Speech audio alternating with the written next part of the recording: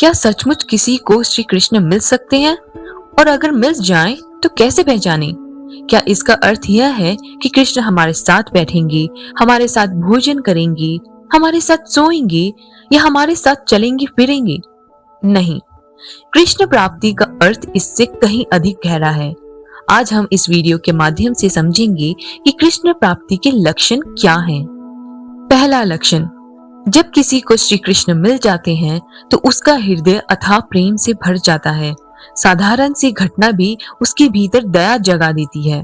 जैसे कि एक कमजोर गाय रास्ते में खाने की तलाश में घूम रही हो तो उसे देखकर मन में सहज करुणा उठे, आंखें नम हो जाएं, चित्त दया से भीग जाए। समझ लीजिए, हृदय में कृष्ण का स्पर्श हो चुका है।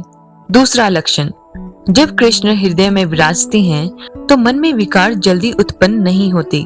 कोई अत्यंत सुंदर व्यक्ति सामने आ जाए तो मन में उसे पाने की इच्छा नहीं उठती, बल्कि भाव आता है, यह इतना सुंदर है तो इसे बनाने वाले ठाकुर जी कितने सुंदर होंगे।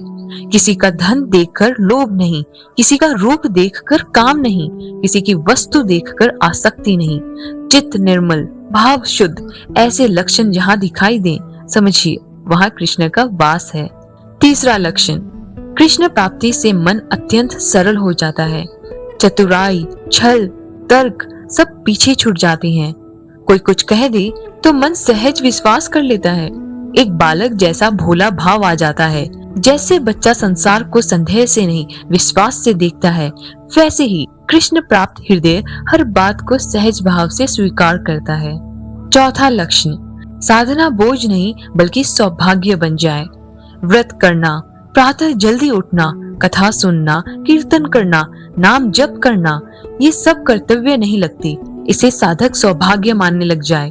अगर कोई कह दे कल ब्रह्म मुहूर्त में जल्दी उठना है तो मन में शिकायत नहीं आती। मन कहता है, वाह कितना सुंदर अवसर मिला है। व्रत का दिन आए तो मन प्रसन्न हो जाए। जैसे एक बच्चा मेले में जाने की खुशी से रात भर सो नहीं पाता, वैसे ही साधक सेवा और साधना के लिए उत्सुक हो जाता है। जहाँ यह आनंद आ जाए, समझिए कृष्ण कृपा बरस रही है। पांचवा लक्षण, आप कहीं भी हो, railway station, bus stand, office, बाजार, और अचानक कोई तिलकधारी, कंठी पहने वैष्णव दिखाई दी जाए तो हृदय आनंद से भर जाए। भले आप उन्हें जानते ना हो, पर उनके वैष्णव स्वरूप को देखकर मन कहे, यह तो मेरे प्रभु का अपना है। उन्हें प्रणाम करने का भाव उठे। यह भी कृष्ण प्राप्ति का लक्षण है। कृष्ण मिल जाने का अर्थ यह नहीं कि वे प्रत्यक्ष हमारे पास बैठे। देखिए, मीराबाई अकेली ही विचरण करती थी, पर उनके हर पद में भाव था, मेरे तो गिरधर गोपाल।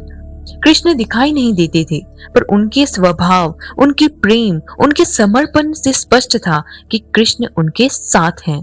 वैसे ही हमारे गुण, हमारा व्यवहार, हमारी वाणी, हमारे विचार, ये सब बताते हैं कि हमारे हृदय में कृष्ण है या नहीं।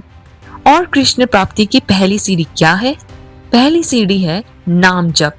प्रभु के नाम का स्मरण, नाम का संकीर्तन, नाम में मन को डुबो देना।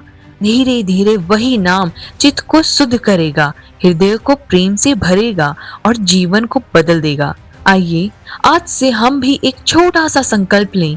प्रतिदिन कुछ समय केवल नाम के लिए, केवल कृष्ण के लिए।